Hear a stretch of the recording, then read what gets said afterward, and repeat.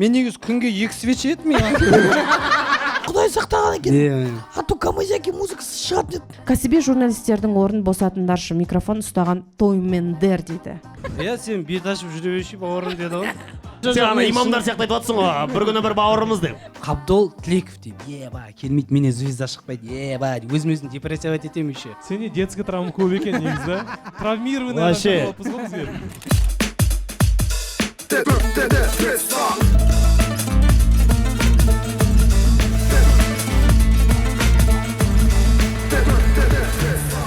Ендеше бір қатыра қошеметтеріңізбен қарсы алыңыздар. Тредстан жобасының қонағы Қабдол! Ассалаумағалейкум.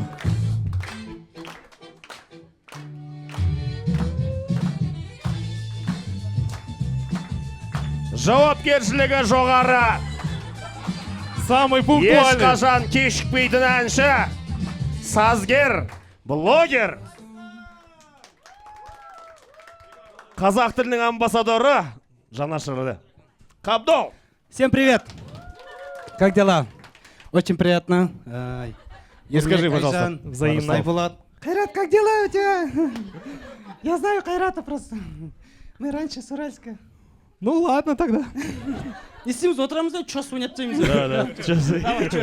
Бірінші әзін. Чос бітті. Жаңадан бері чос ұрып атырық нерде сен келеді деп. Тоқтамай. Кешірім сұраймын, мен шыны керек, неде, таудан келе жатыр едім, демалып десең. Оқыма. Таудан келе жатыр едім. Кайф болып тұр тау десең. Съемкадан кішкене кешігіп қалдық. Енді сіздердің уақыттарыңызды алғаныма кешірім сұраймын. Кешіреміз ба? ба? Кешіреміз Өздері ба? кайф болып отқан сияқтысыңдар ғой былай негізі. Кешіреміз ба, кешірмейміз ба? Ондайға ренжіп отпаған сияқты. Кешіреміз ба, кешірмейміз ба? Нағыздар жаман. Что-то ешкім кешірмейді. Кальян қойсын. Кешірмесеңіздер, тресқа жазып жібересіздер ғой. Давайте жеке треціне жазайық. Жалпы Трецстан жобасы өзіңнің жерлесің ашқан, біз тегін жүр қой жерде. Бәрін Бәрі тегін жүрмі да. Ешкім ақша алыватқан жоқ. Оралда жүрген Оралда деймін. жүрген сияқтымын. Енді Айболат танимыз, Қайрат танимыз. Мына жақтан еще көрермендердің өзі Оралдан. Оралдықлар бар ма? Оралдықлар? Екі адам бар екен. Шүкір. Айтпаңдар, ешкім айтпаңдар Оралда келгендер. Білдіртпей жүре берейік. Карина Алматинцы деп қоям, а? Так, қош келдің. Біз сені көргенімізге қуаныштымыз. Трецстан жобасы, Трецстағы актуалды бұтақтардың барлығын қазір кезек-кезек оқимыз. Сосын сен соңында жалпы бәрін талқылаймыз, өз ойыңды білдіресің. Соңында ең үздік Трецті таңдауың керек. Хорошо. Ең үздік Трец дейтін де бар ма? Онда таудан келмей онлайн таңдай салу керек олғансы. Тресқа жазып жіберуге болмайды да, осы ұнаттым деп. Так. Вообще уақыт жоқ па не сонда? Давайте, ал кетіп. Оралдықтар үшеуі бір түрлі әзілдейді негізі, ладно, жақсы. Қайрат. Қайрат қалайсың? Ассалаумағалейкумдер. О, Папа мамадан қорқып жасырған заттарыңды айтшы. Бала кезінде білдіріп. ол немес обсуждать етпейміз ба, просто сұрақ қойып не істейміз ба?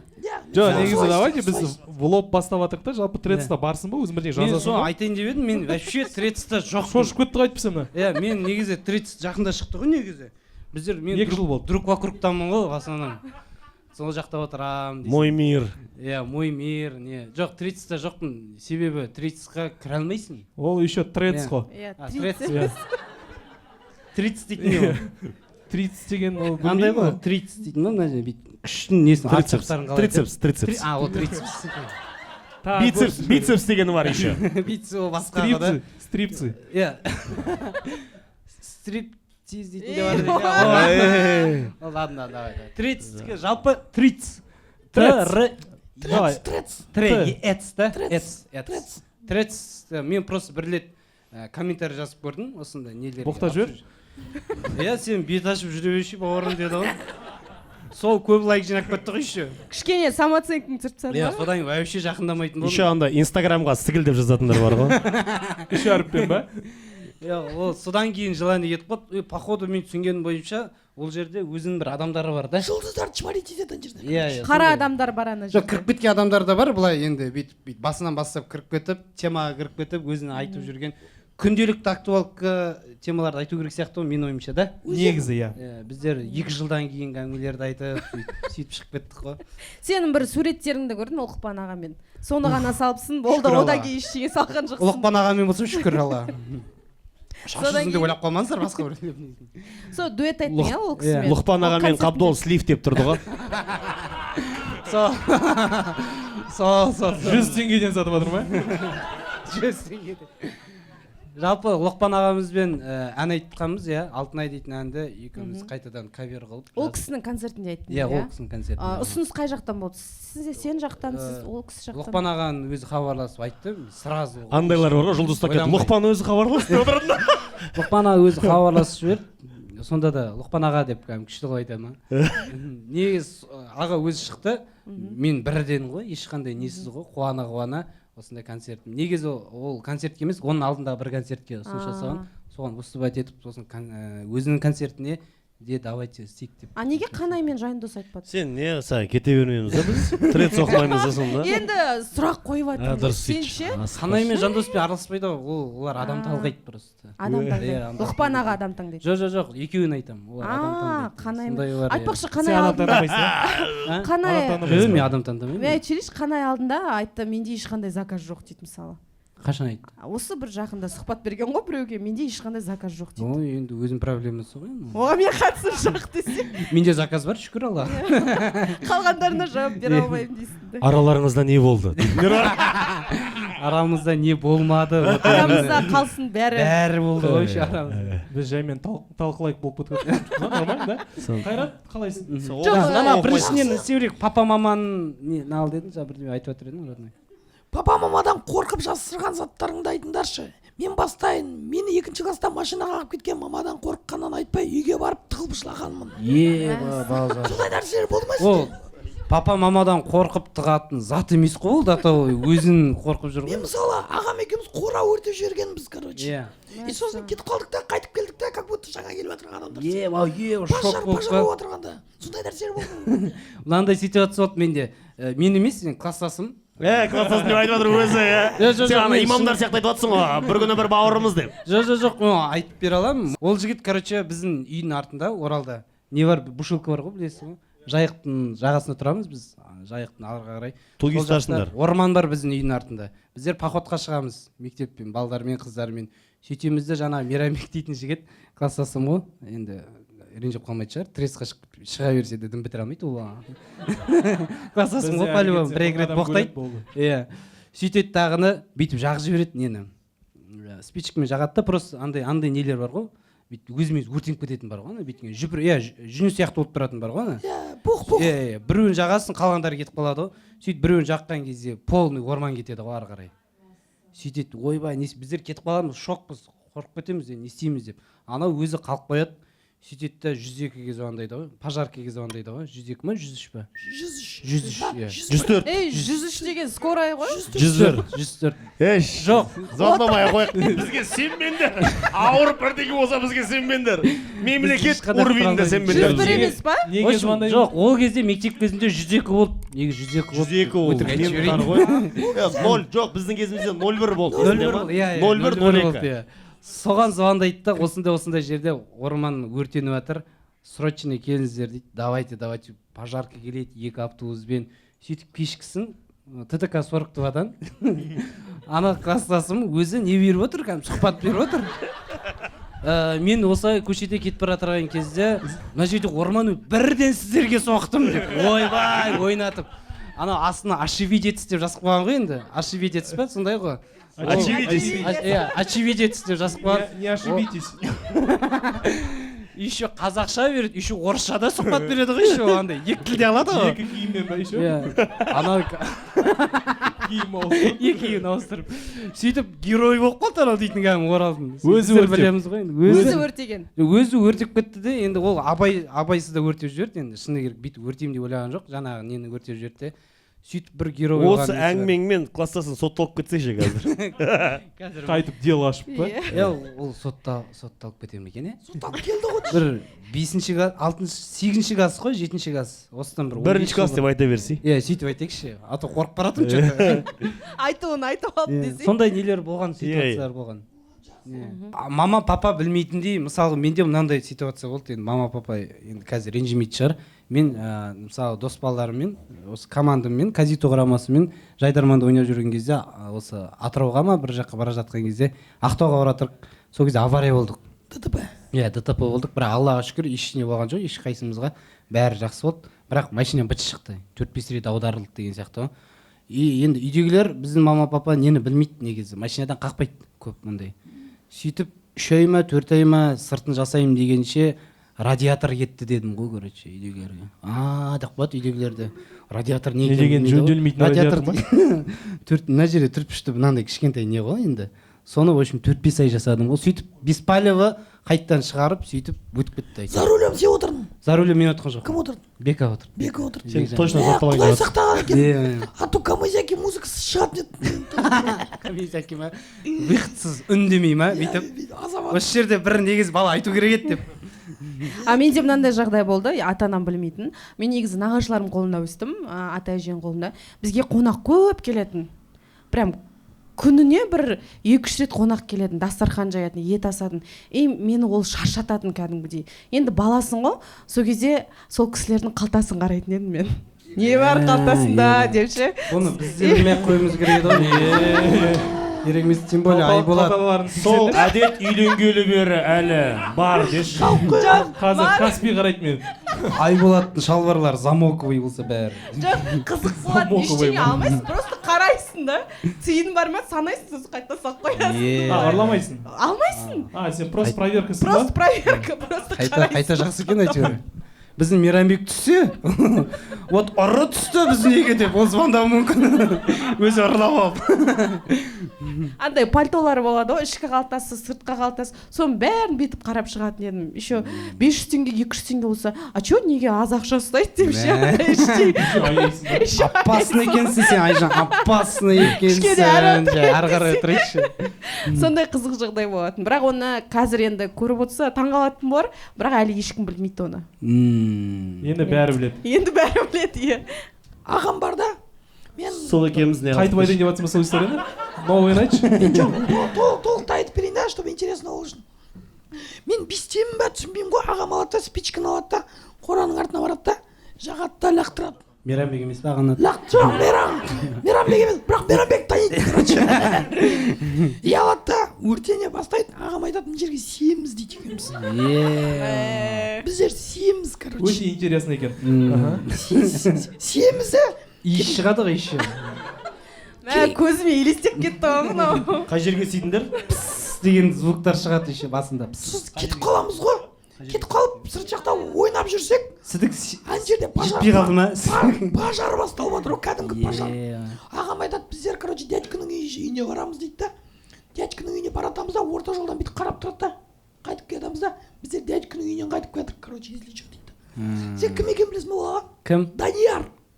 Макашев. Жаймен бәрін кодын ашып жатқан жоқпыз ба? Мынау что-то сондай болып баратқан жоқ па? Сондай бағдарлама емес. Мына бағдарламаны оралдықтар жаратпайтын сияқты. Сосын қайтып келеміз да, уже не келіп жатыр, пожарка келіп жатыр. Сосын пожарка келеді да, пожарканы көршілер шақырған ғой. Көршілердің қорасын сөндіріп жатыр да, біздікін сөндірмейді. И сөндіріңдерші десе, сендер біздер шақырған жоқсыңдар ғой. Чисто звондаған адамды. Пожаркаға звондады, сосын барып пожарка сөндіре бастады. Сосын ана Қабдолдың класстасы тағы да очевидец болып тұрмады. Сол жерде ма? Көріп қалдым деп. Апасын. Солай болды, короче, сиырлар өртеніп кетті ма, бірдеңе болды. Шығын екен. Ағаш өртеніп кетті. Сөйтіп бәрі пожар болып жатса, үйдің ішінде мынау қалтақтар қата қарап жатыр дейсің ғой. Кәдімгідей бір-бірімен связаны қылып әдемі кино түсіріп тастадым ал. Көрші әже айтады да, сенің балдарың өртеп жүрген, менің әжем мойындамайды да. Әжем қайтқанша айтқан жоқпыз ғой, короче. Достар, жоба ұнаса, шынайы пікірлеріңізді астына жазыңыздар. Және де лайк басуды, достарыңызға жіберуді ұмытпаңыздар. Мамалардың легендарный сөздерін жазайықшы. Шайға шекер салып жатып төгіп алсаң, иә, төгіңдер әкелерің қант заводта істейді ғой дейді. Үйде қандай мамаңның бір цитатасы, может, бір сөздері есіңде қалды? Боғауыздар айта берсе бола ма? Жоқ, тваймайттан басталады шығар енді. Мама ақша беш дегеннен шығарып мен сатып жіберіңдер дейтін болды ма? Саттың ба? Болды. қалай билеп берейін ба дейді ма бірдеме деп бар еді осындай не істеймін билеп берейін ба дейді ма кешке қандай болды вечеринкаларға кетіп бара жатқан кезде елдің қыздарын көтертіп қоймаңдар дейтін еді ғой иә саған ештеңе айтпаған сияқты маған вообще ұрыспайтын сен еді детдомнансың ба не маған андай иә жылағым келеді кішкентай кезімде андай қызық еді базардан куртка аласың ғой қысты күнде и сап салқын куртканы киесің аяз ғой енді киіп аласың да батя айтады қалай жылы ма дейді сондай бар ма еді Кардонның үстінде иә тұрасың ба? кардонның үстінде дірілдеп тұрасың нахуй кардон үстінде тұрасыңдар бля куртка киіп көріп жатсыңдар осында қуасыңдар ма бля аяқ киім шешіп киесің ба сендер қай мемлекеттесіңдер куртканы аяқпен кигейсіңдер ма бірінші голы шешіндіреді ғой куртка кию үшін еще андай бар еді ғой помните біздің кішкентай кезімізде бля біреулер жуындыратын еді ғой зайбан бля кәдімгі еще андай ше су андай нормально ма деп көрейін десең қолыңа тартып жібереді сонымен ыстық судың астында тұрасың ғой шлапшында тұрасың шлапшын дейді ғой бізде үстінде тұрасың да полный аяғымен бүйтіп қолдарını қыршық кигізеді ғой кәдімгі полный сабынмен сосын дәл солай сол қолмен просто сулы болып үстінен бір өтіп шығады сосын выпускныйға барасың менде детский травма вообще необычный болды мен 8-ші этажда тұратынмын да строительда и мені мама дүкенге жібереді мен кетіп қаламын сосын мамам терезеден айқайлайды қайрат деп алдың ба деп алдың ба ақша жетті ма деп мен тұрамын да бля мен нағыл деп жауап мен жетпейді ғой даусым қарап тұрып бля мама сен бүйтесің ба я понимаю Путина адам маған аяр бля маман я понимаю бөтен адам болса сен менің тудың ғой сен менің возможностьті білесің ғой деймін да бүйтіп қарап тұрамын сосын маған 8-ші этажға көтерілу керек айту керек жоқ верме желді онда маған айтады онда спагетти ала салшы лифт жұмыс істемейді мен қайтып кетемін сосын қайтып келемін да айтамын бүйтіп мына спагетти мен балдармен ойнай тұрайын ба деп ойнай ғой дейді сосын мен сыртқа шығамын балдармен ойнаймын терезені ашып та айқайлайды қайрат үйге кір деп мен аманжан деген досым бар да стендап комик танисыңдар ғой класстасым менің бір дворда тұрған мен айтамын аманжан жауап берші анаған аманжан да докатса всегда аманжан ұстап жүре ма жанында на всякий случай аманжан маған қарайды да өзің айтшы дейді мен айтамын мен естілмейді дейді да қайрат кішкене ойнасыншы дейді жоқ дейді үйге қайт дейді саған айтамын мен тағы ойнайыншы бля вечный травма еді сосын адамдар кетіп бара жатады ғой алыста ұмытып кетеді бірдеңе там зарядка анау мынау бля қайтшеш деп айтқым келеді сен еще сықыру білмейсің ғой да иә мен сосын андай болды да что адамға керек болса өзі қайтып келеді анасы сондай да уже ма ұлсыншы деп жүре берсін құлсыншы деп сен телефон шыққан кезде жаман қуанған шығарсың да мама алшы сонда отырмын қазір телефон шыққанда қыздармен танысу қиын болды ғой жаман мен звондаймын алло привет танысуға бола ма домашний телефон ғой шошып кете ма иә қыздар бля кім ол маньяк дей ма мен қыздармен таныспаймын дей ма қыздар өздері прикол ұстап тұрған айдана сен ба дейді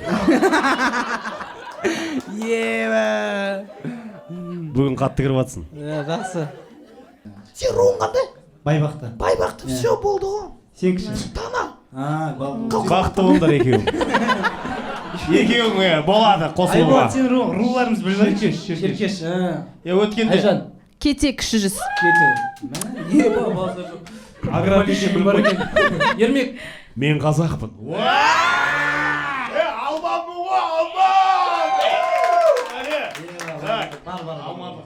Осыған просто тред соқайын деп алып келатыр едім да күшті қыл. Осы руларға байланысты. Сразу айтпадың ба? А что ты думал? Негізі қазақтың фамилиясы ру болу керек сияқты. Америкалықтардың фамилиясы негізінен сонау ата бабасынан жалғаса береді. Сонда формат есімі, әкесінің атауы руы. Мен соны дұрыс деп ойлаймын. неге мен сендерге түсіндіріп айтайын. Сенен ешкім сұраған жоқ қой дейтін. Это называется сокращение исторической памяти. Бұл дейтін колониальды халықтарға пайдаланылады да. Мысалы саған, сенің мысалы фамилияң қандай? Фамилия Кенжеев. Кенже қай уақытта өмір сүрді? Сенен басқа Аманбай Кенже менің атам ғой енді. вот сенің атаң саған сонда айтады, сонда сендердің рулар не? Сендер 20-шы ғасырда пайда болдыңдар қазақтар деп айтады да. А если руыңды фамилия қылып алсаң? Жоқ, ол мен ойлаймын, ол келмейтін сияқты. Бізде фамилия бар, еще ру бар ғой. Руды да бөлек сұрайды ғой. Сен руыңды ұмытпайсың ғой. Біздің руымыз, біздің фамилиямыз болу керек изначально. Родоначальник рода, Жоқ, понимаешь? онда көп болып кетеді ғой. Байбақты Қабдол, Байбақты бірдеме дейтін, онда адам шатасып кетеді ғой. Байбақты Қанат дегендерді. Той жасағанда 5000 Байбақты келіп тұр сен. Ба, ойлаш. Еще 7 Қанат деген жігіт бар. Байбақты Қанат. Қайсы деп. Тойда ойласай, тойда. Солай. Байбақтылар, бәрі байбақтылар. Мысалға Ингушетияда Газгерей дейтін фамилия бар. Газгереевтер, 3-тен 1 ингуштардың бәрі Газгереевтер. Ол адам сол 16-шы ғасырда өмір сүрген адамда соның ұрпақтарының бәрі Газгерейлер. Тоқтамай боғылдаса берген ба, не бөле ол? Жартысы Газгереевтер болса. Ол жақта газ бар шығар да деп доказать. Біздің руларымыз аталардың аты ғой. Шеуің оқи бересіңдер ма, бағдарлама сендердікі базар жоқ, бірақ бізде оқиық та бір нәрсе. Давайте. Жүніс Рабиға деген кісі жазып. Өтініш етікші етік тіксін, сатирик, комик и КВНчиктер зорлап шақырса да телевизиялық жобаны жүргізбеңдерші. Түк қызық емес, сүйкімін жоғалтқандай қыздай көрінеді. Кәсіби журналистердің орнын босатындаршы, микрофон ұстаған тоймендер дейді. Не дейсіз Қабдол соған? Жабыты Қабдолға кәдімгідей жазып жүрген сияқтысы. Немен жазған ба жаңағы новый фейк аккаунтпен жазған? Жоқ, өзінің аккаунтымен үлкен Негізі кісі. біз КВН ойнасақ та біздің мамандығымыз журналистиканы бітірген, мен негізі ше. Біліп қойыңдар. Құрметті Бірінші Рабиға мамандық ханым. қазақ тілі мен әдебиет пәні мұғалімі, екіншісі журналистика. Енді Қабдол, өзің мысалы кинода ойнайсың немесе бір телевизиялық бағдарламаларда бой көрсетесің. Сол кезде ойламайсың ба сен біреудің орнын алып қойдың деген сияқты? Сен негізі мамандығың қандай, соны айтшы. Мен мамандығым негізі Пит колледжде оқыдым. Педагогика мамандығын иесімін. Музыка пәнінен бастауыш сыныпқа дейінгі мектепте музыка пәнінің мұғалімімін. Спец домбыра баянды тартам. Еще қызыл дипломмен бітірдім. Жалғыз өзім группада, шүкір Аллаға. Группастар сондықтан сахнада жүруге хақым бар дейсің ғой, иә? Әйтеуір шүкір дейсің. Жоқ, мен мына Рабиға ханымға енді өзім жауап беремін. Жоқ, олай үйтіп айтатындай нем жоқ. Ондай ат өтіп бере алмаймын енді. Әркімнің мнениесі әртүрлі ғой. Бұлай біреуге ұнаймыз, біреуге ұнамаймыз. 100% ұнауға мүмкін емес қой енді. Но бірақ мен өзім жұмысымды енді біреулер ұнатып шақырып тұр мысалға. Ол енді өзінің вкусымен шақырып тұр да. Мен біреуді қинап, мені алыңдар, ойбай мен шақырыңдар деп жатқан жоқпын. Мен өнерге действительно 5-ші класстан 4-ші класстан бастап өзім арманым болды. Мен вообще өнерге қатысым жоқ болса да ол уақытта просто бүйтіп жазғам ғой, өзім есімде қалып қайтты. Мен өскесін бұйыртса Тоқтар Серіков, Бейбіт Қорған ағаларымыз ұқсап әнші болғым келеді, жұлдыз болғым келеді деп. И өзім сараптаймын ғой, еще өзім сол уақытта не керек деймін ғой, өзіме сараптау. Бүйтіп сараптаймын. Мен енді бізде журналда фамилиямен шақырады ғой, Тілеков Қабдол деп шақырады. Адам бастап соң жағында тұрамын, мен еще бір қадан алдың жағында тұрамын да, и бүйтіп есептеп қараймын.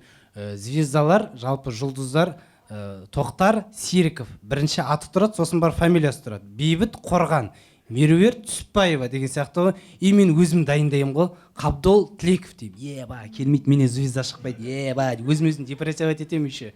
Сөйтіп Тілеков Қабдол дегенге үйреніп қалғанбыз ғой енді бұрыннан енді дейтін. Сөйтіп енді осылай ән айтып жүргеннен кейін барып есіме түседі ғой. Оказывается, адам сол уақытта негізі дайындалып, мен армандағам, просто жазғам, и сол Алланың қалауымен уақыт өте ұмытып кетесің. Уақыт өтіп өйстіп осылай әнші болып шығып қалдық та. Мен сол сияқты бұрындағы арманымызға сену керек шығар деп ойлаймын. Визуализация жасаған болып тұрсың ғой енді қазір. Ондай жасаған жоқпын, родной, серьезно. Қазіргі тілмен айтқанда просто жаздым и все. Визуализация деген не екенін деп ойлаймын. Жақында білдім мен өзім визуализация. Айта алмаймын. Қандай айтшы? Визуализация. Болды. Все, болды ғой, бізде трендстар бітті да. Просто біздер ең үздік бір трендсқа міндетті түрде сыйлығымызды береміз. Осы бала кезде базарға барған кезде ата-анамыз ше, андай затты тастап кетеді да, затқа қарап тұрады деп тастап кететін еді. Ол өзімізді емес, типа затқа қарасын деп тастап кететін еді сен сол ғой. затпен қалып кеткен сияқтысың. Жоқ, мен осыны 300-дан оқығаннан кейін айтып отырмын да. дұрыс. Сол есіме жаңа есіме түсіп кетті да, соны сұрайын қалай дегенім ғой. бәрің дұрыс па қазір өзіңде? Менде бәрі жақсы. жаныңда ма? болды. еще мама папа айырылсайын деп жатады да, сосын кіммен қаласың деп сұрайды ғой, білесің ба? Сосын ертең күнді маған сияқты шай ішіп отыра береді, сосын сен қаянбас болып қаласың да. мен Есімдер туралы. Менің атымды Мирас деп тәтем қойған болатын. Өз атыма өзім ғашықпын, тәтеме алғысымды әлі күнге дейін білдіремін дейді. Сол тәтем 4-ші баласын босанайын деп жатыр. Ұлының есімін маған қоюды бұйырыпты. Күшті ұлдардың есімін жазып жіберсеңіздер, фамилиясы Еркін болса, ұлға қандай ерекше есім қоюға болады деп жазған екен. Соған сұрақ, комментарий күрес деп жазып қойған екен. Еркін күрес, иә? Еркін күрес деген. Мен Нұржан деп қоямын деп ойладым ғой, Еркін Нұржан деп. Сендердің аттарың Күрес қызығырақ. Күрес қызығырақ. Айжан. Айтпақшы, Қабдол деп кім қойды есімді? мен атымды атам мен әжем бірге қойған ғой, екеуі. Біреу волейболға болет еткен, біреу футболға. Совместно. Қабдол. Савтырым екеуі. Савтыр келіскен ғой. Потому что атамның атасының аты Қабдол болған, и әжемнің ағасының аты Қабдол болған. И екеуі де музыкальный болған, баян тартқан, ол уақытта гармошка не. Қолқап десеп қойса, иә. Соған типа өнерлі болсын деп сөйтіп Қабдол. қойған екен. Бірақ Әдемі есім. Аллаға шүкір жайлап кетір әйтеуір. Күшті Қайрат, сен есіміңді? Менің есімімді менің папам қойған. Мен Қасында досы просто бірге тойлаған жуған досының аты Қайрат болғанда болды. Игнат. Сол айтқан родной, мен сен атына қоям деген. Лучше Қоя алмайсың деген. Қоям деген ол бір екен. Спорт ет салып па? планировать еткен аттары Азамат болған. Мама Азамат? екеуінің. Ну, Жараспайды. в принципе, Қайрат, Азамат одинаков. Шамалас қой дейсің да. Ой, ол фигня, мен еще туған күнімді қате жазып жіберген ғой, короче. Фамилиям вообще. Сенде детский травма көп екен негізі, да? Травмированный Вообще. адам болыппыз ғой сен. Өмірің пиздец болып Қойналған тұрсың. екенсің. Мен ойлаймын да, мені детдомға тапсырайын деп жатыр, последний момент передумать етті. Хуй с ними баласаған ба? Қала бер. Жүре берсін. Давай, сенің есімді Айболат деп не үшін қойды, Игнат? Менің атымды папаның досы айтқан Игнат деп қойып деген. Игнат? Игнат. Ева. Иттің аты сияқты, иә? Игнат. Сөйтіп әже ұрысып, әйтеуір, Айболат деп қойыңдар деп, Айболат еткізіп қойған. Шүкір. Игнат дегенде андай брутальный ат қой, бірақ Игнат. Андай сақалы бар. Иә, сақалы бар. Игіт деген аттар бар ғой, бір андай турецкий. Сондай келеді. Мына жерде бір трец қолданушы жазып кетті. Кішкентай кезімізде ұлдар мен қыздар бір кабинетте киінетін. Физкультура сабағында ол бәрімізге түскен шығар. Папа, мама ойнайтын еді қой десең. Солай қазір киінейікші десе. Қазір мен 40-тамын, солай бәріміз киінейікші давай сен. Сол кезде сағындым деп па? Не үшін, неге ол нәрсе норма болып саналды сол кезде? Ол кезде, неге Ол кезде похуй еді ғой бәріне. Тыныш заман еді ғой. Главное, дені сау болды да. Сыныптастармен бір бауыр ретінде араласатын едік қой, былай. Иә, ондай бір қатты ұялы. Ондай бір жаман ой болмаған сияқты көп адамда ол Достастарың кезде. колготка киетін кез Потому что ғой. интернет жоқ. Интернет жоқ. Көбінесе ол бастауыш сыныптардың арасында болды. болды. Бізде ондай болмады. Біздің школда болған жоқ. Бізде мысалы сондай Бізде болды. бірінші қыздар киінетін, сосын ұлдар киінетін. Біз Солай айтатынбыз, істеуге болады еді, прикиньте. андай теріс қарап тұратындаршы, біз киініп алайықшы деген сияқты. Чисто доверие ма сонда? Иә, ондай қатты арты ғой да жоқ. Бір бұрышта ұлдар киінетін, Иә. ал келесі бұрышта қыздар киінетін. Олар да бір Просто андай қызықпайды. ғой, мен Бізде бірінші шешінетін, одан киінетін. кластасына бас кетіп қалу дейтін ол 100-ден бір аз ғой енді, процент енді дейді. Кластасына басын кетіп қалмайды ғой енді, болады ғой. Бірақ мектеп бітіргеннен кейін бар. Сен оны мал Сос қылып кететін қыздар бар енді, бар ғой андай, сондай сияқты ғой енді. Ол кезде жаман ой болмайды. Интернетте жоқ, жаман неде жоқ. Ол кезде действительно кәдімгі футболға қатысқың келіп тұрады, дышыға қатысқың келіп Бірақ тұрады. ол кезде не болмады ғой. Қай кезде ол? Гардероб. Мысалы біздің кезімізде болмады. Иә. Сен жап-жақсың ғой, гардероб жоқ жер. Жоқ, менің оқыған кезде де ешқандай гардероб болған жоқ. Әр оқушыға беретін гардероб болса, бізде ондай болған жоқ. Білмеймін, бізде Оралда болды бәрі. Енді сен сияқты бай емеспіз енді. Саған қатысы жоқ вообще айтып жатқаным. Ол жақта үлкен сыныптар болатын, бізде мысалы болды, болған өзіне біз апармайды. 1-4 классқа дейін солай кабинеттің ішінде киінеміз. Қойшы. Киініп алып барып дышыға барасың. Қай мектепте оқыдың сен? Қай мектепте оқыдың? Андай балалар бар еді ғой, костюммен келеді, астында дене шынықтыру формасы. Ол обязательно. Сосын денемен соң жүгіріп жүреді де қайтып костюммен сабаққа отырады. Спортик сразу сасып жүреді еще. Дышыдан кейін иіс шығады ғой, короче. сыныпта былай бір айналып шықса негізі шығады. еще бір қыздың менде справка бар деп вообще қатыспайтын қыздар болатын еді ғой. Ол негізі шынымен де справка ма или өтірік? Бар справкасы бар. Жоқ, Сол справка. мен ғой дейсің. 7-ші класста дамып кеткен қыздар болатын еді ғой, иә, бірге киінбейтін. Менде андай болды, өтірік апайдан көзімен бүйтіп саусағымен бүйтіп жасын иістеп ауырып тұрмын, апай қараңызшы, маған қараңызшы деп бар ғой, сөйтіп шығып кеткен болатын. Ішім ауырып тұр деп айтатын еді ғой бұрында. Мен де университетте андай денеге қатыспау үшін справка алып келгем универге. Қатыспаймын денеге и лекция жазамыз, оказывается. Мен бір-екі рет барсам кірең беременныйлар отырады ғой. Соның қасында мен отырамын. Қатыспайтын болып жалғыз өзім. Еще аграрный да оқисың. Аграрный жесткий дене болатын еді. Просто Шын, иә. Әлі сондай сияқты ғой. Риторика жүгіріп Сендер жүр. қашық үйрететін ғой, иә, бір-біріңнен қашасыңдар. Өмірге дайындайды солай біз.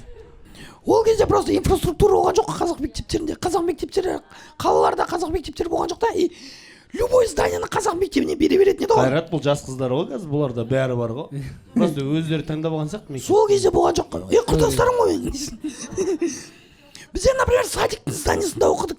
Туберкулезный больницаның зданиесін береді. Сен базар іске травмам бар ғой, мен сенімен бірге бүйтіп замандас болмағаныма шүкір.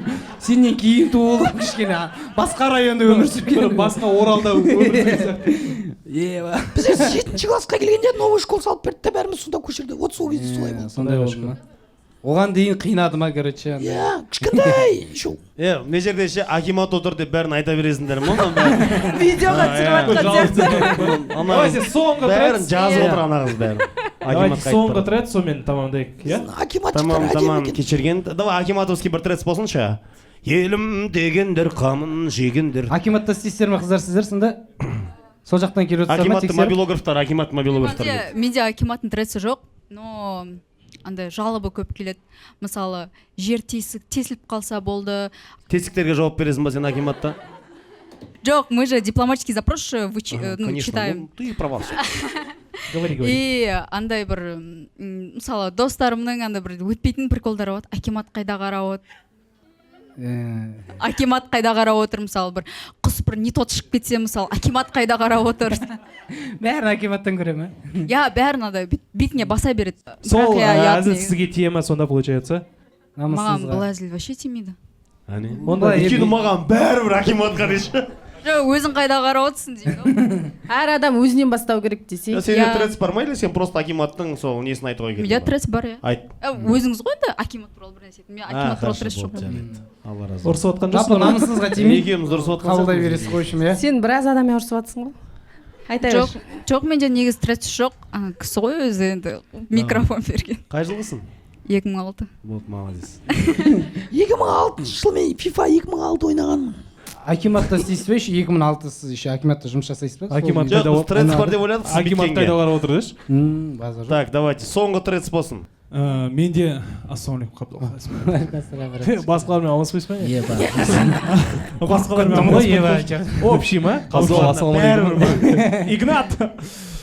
Жарайды, в общем, этот не ғой? Эфирға кіргісі келіп тұрған жігіт па? Жай мен сахнаға көтеріліп кетір ма? Я хочу здесь сидеть. Ладно, в общем. Одна нога здесь. Бұл трец емес, негізі менің ішкі болім. Мен не прям ішіңде боль көп сияқты. Неприятное чувство вот это вот жесть. Особенно. Вот, в общем, есть же блогер бар ғой, Юджи деген. Бәріміз білеміз ғой. Красавчик. Юджи жапон жігіті, бірақ қазақ түрі. Айнымайтын қазақ. Бір күні былай видеоны қараймын, рилстың. Миланда жүр да, и бір қазақты көріп қалады да, содан енді сұрап жатыр ғой, қай жақтансыз анау деп ағылшынша. Ана орысша ұрып жатыр да, мен мына жақта шыдай алмай баратын. Неге қазақша сөйлемейді? Мысалға, сіздер келісесіздер ме сонымен? Вот это моя боль была. Неге шетелде тек қана орысша сөйлейтіндер ғана жүреді, неге біз жүрмейміз шетелде? Миланда. Мен не жауап берем? Енді өз білмейтін болып тұр қазақша енді. Жоқ, енді менің не ғой негіз бұл боль болғанмен тілегім да сіздерге, жастарға. Жалпы қай жақта жүрсеңдер де қазақша сөйлесейік. Шетелде жүрсе тем более. Тем более деп орысша қарай. Өзіңізде болсын айтақ қой. Рахмет. Жүнісова. Осы кісі ма? жүніс деген осы кісі. Рахмет. Так. Жоқ, шынымен де ол енді действительно көп адамдардың менде де енді жүрегіме ауыр тиеді ғой, но бірақ енді бұл жігіт орысша қазақша білмейтін шығар, қазір енді бар ғой енді ондайлар, но барынша қазақша. Менен бүйтіп сұрап қалса мен де мүмкін орысша жауап беруім мүмкін, по эмоциональный, потому что ол түсінеді деп жауап беріп қалуым мүмкінмін. Содан кейін барып қазақша сөйлеуім мүмкін. По эмоционально дедіңіз ба? Мен ал дедім. Эмоциямен дедіңіз ба? Иә. Керегін алып отырып қойды. По эмоционально. Так. Пожалуйста, микрофон дадите, он что-то говорит. Она что-то говорит. Давайте микрофон, да? Негізі межнациональный мысалы бүкіл әлемдік деңгейде Миланда? тіл бар ғой сондай. Неге Миланда итальянша сөйлеспейді екеуі? Ағылшын тілі немесе орыс тілі, олар көп таралған тіл болғандықтан сол на уровне Ходящий тіл ғой, Әлемдік короче, алты да? тілге орыс тілі кіре ма? Весь мир знает ғой, короче, да? Типа ходящий тіл ғой енді. Кірмейді. Солай ма? Сол айтып түсіндіру. Өзі қазақша сұрап тұр ғой адам. Өзі қазақша сұрап тұр. Сен өзара бір-бірімен номер алмалысыңдар да шешіп алыңдаршы. Қай, андай қылып айтып тұр ғой ше. Сен қай мемлекеттің адамысың деп сұрап тұр ғой, типа да, сол кезде я из Казахстана деп айтып тұр ғой, соған басыңыз кетіп тұр ғой. Күшті пародировать етіп бердім да. Түсінікті қылып бердім да сіздерге. Айтпақшы, Қабдол, сен таңдауың керек. Ұнаған? Таңдауым керек. Сол қонағымыздың бірінші сыйлық қонағымызға берейік, давай. Махаббатпен жасалған дүние, махаббат гол. Үйдегі жеңгемізге апарып берерсің. Ішін ашып бара, негізі Қазақстанның Қазақ. Не ма, бургер ма? Бахан дейді ғой. Бургер, осылай тұрады ғой енді. Қағаз. Қабдол, бұны менің мамам жасайды. Серьезно? Базар жоқ, күшті бургер екен десең. Біздің демеушіміз. Мынау енді свечи, енді потолок болдым ба. Бүгін кешке пайдаланамын. Ваннаға толтырасың да суды. Видео қосып қалмасақ болар еді. Жунасын. Күшті екен, күшті. Мынау дейтін не ғой? Білем ғой, свечи ғой. Қолдан құйылған шамдар. Емдік қасиеті бар свечи. Саласын, қиналған кезде саласын. Ол басқа свечи бар да. Свечи ғой, білем ғой, осыны тығып жүрмін ғой. Осы ғой менің размерімде сенің размерің. XXL да? Прикол айтып отырмын просто. Құрсын, ойбай тресті шығып қалмайды құрсын. Ойбай. Кімге тұғамыз? Кімдікі ұнады мына жерде? Мынау енді базар жоқ енді, анадан екеу дейді. Базар жоқ мынау. Бұл да шам негізінде. Дәл сол шам. Скоро свет үнейін деп жатыр ма? Не үшін ондай болып жатыр? Скоро свет үнейін деп Жоқ, енді біздің демеушіміз ғой енді. Шын көңілден беріп жатыр. Классно. Бұл да қоймайды, классно. Соңындай күшті кетіп жатқан жоқ. Бачаты басынан қарағанда. Ашып полный көріп тайын да. Жоқ, қонақ өз ашады. Мынау, қонаққа беру керек па жаңа? Ол саған емес. Оны қонаққа беру керек. Бір қонаққа беш, қай қыз сенің көңіліңнен шықты. Мен негіз күнге 2 свечи едім. Азанна кешке. Таңертең кешке еді, ладно. Маған ұнаған трец жаңағы қайраттыкы таксидегі жағдай деді ғой. Понос, Понос ұнады ма? Как раз маған жақын екен. Мынаны сол таксистке апарып беріңіз хотя бы. Сізге дұрыс қойда береміз. Бізде доставка бар да, Қабдол? Қалай береміз? Тағып береміз. Техничный тығып бер. Рахмет сізге көп-көп. Күшті трец оқыдыңыз. Мен интересно болып қалды просто шынымен де. Неге понос па білмеймін, что-то интересно болды. Рахмет, құрметті мырзалар, бүгін Трецстан бағдарламасы қонақта болған Қабдол Тілеков, сіздермен бірге болған Айболат, Қайрат, Айжан, Ермек. Мынау Еспановтың әні ғой? Менде де әндерім бар былай негізі. Татава ондай унижать етіп. Сені алдында Нұрлан аға болған ғой. Мен өнімді қосып жіберші, пожалуйста, родной. Ақшамды төлейін. Там еще трек есть. Пожалуйста, бір өлең қосып. Так, жалпы Трецстан ұнады ма, келесіздер ма, келіп тұрыңыздар, лайк басыңыздар. Так, инстаграмнан табамыз, Айболат Кенжиев, Қайраттың инстаграм бычыт, короче, мен айтамаймын. Қайрат Рамазан. Айжан Байкен, Ермек Позитив, және де Қабдол Тілеков.